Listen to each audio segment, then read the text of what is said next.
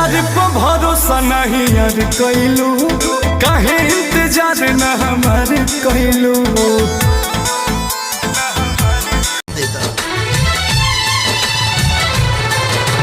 याद बा हमरा खातिर तू हर तूफान से टकरा जानू, हमरा एक आवाज पे दौड़ल बाबर होके आ जा।